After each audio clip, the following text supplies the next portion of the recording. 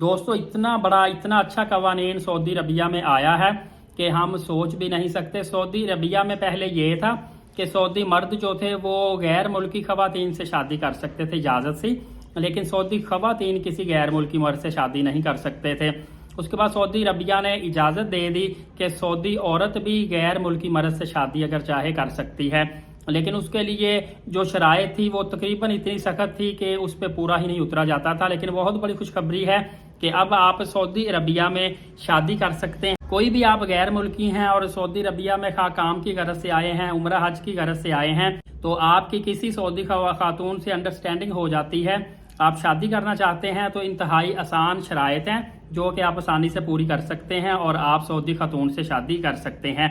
एक तो शर्त ये है कि खातून की जो उम्र है कम से कम 30 साल होनी चाहिए और ज़्यादा से ज़्यादा 55 ईयर्स, मतलब 30 साल से छोटी उम्र की जो लड़की है उससे आप शादी नहीं कर सकते और 55 साल से बड़ी उससे भी शादी नहीं कर सकते। एक आपको बात बता दूं, कुछ कंडीशंस में ये शराइत जो हैं ये थोड़ी सी नरम भी हो जाती हैं। मतलब कि अगर 30 साल की है तो आप 25-27 साल की एज की लड़की से भी कुछ मखसूस कंडीशन में शादी कर सकते हैं।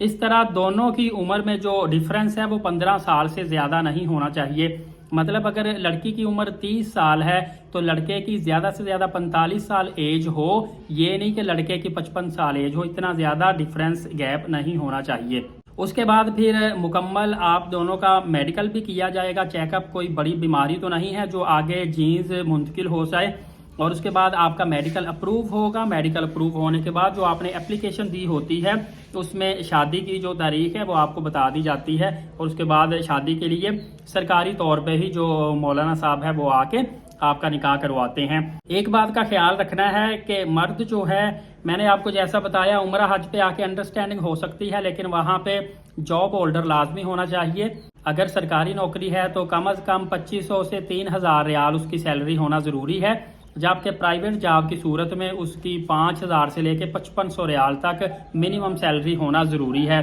क्योंकि इतनी सैलरी में आप मियाँ बीवी के अखराजात आसानी से वहाँ पे बियर कर सकते हैं, उसको अलहदा से घर लेके दे सकते हैं, गाड़ी रख सकते हैं, उसको अच्छी फैसिलिटीज़ प्रोवाइड कर सकते हैं। इसके अलावा जो भी मर्द है जो सऊदी औरत से शादी करना चाहता है उसके ऊपर सऊदी अरबिया में या उसके अपने कंट्री में किसी किस्म की FIR नहीं होनी चाहिए और कोई केस बड़ा ना बना हो, और इसके अलावा इसका ट्रैवल बैन ना हो, मतलब कि कोई भी इसने बड़ी कोई गलती ना की हो जिसकी वजह से इसका किसी बड़े कंट्री में या सऊदी अरबिया में ट्रैवल बैन किया गया हो। और शादी के बाद सबसे बड़ी खुशखबरी है कि बच्चों को सऊदी सिटीजनशिप मिलेगी। मतलब आप अगर सोच रहे हैं कि अगर मर्द पाकिस्तानी है और सऊदी खातून से शादी होगी, बच्चे पैदा हुए तो वो पाकिस्तानी कहलाएंगे या सऊदी, तो वो सऊदी सिटीजन ही कहलाएंगे। तो फ्रेंड्स, अच्छी अपॉर्चुनिटी है, जो लोग इससे फ़ायदा उठाना चाहते हैं उठा सकते हैं। और नेक्स्ट अपडेट मेरी बहुत ज़्यादा अहम आएगी। एलीट साकिब यूट्यूब चैनल को सब्सक्राइब करके बेल नोटिफिकेशन को ऑल कर लें, नमाज कायम करें, नबी पाक सल्लल्लाहु अलैहि वसल्लम पे कसरत से दुरूद पाक और कुरान मुकद्दस की तिलावत किया करें। इजाज़त दे, बहुत शुक्रिया, जज़ाकल्लाह।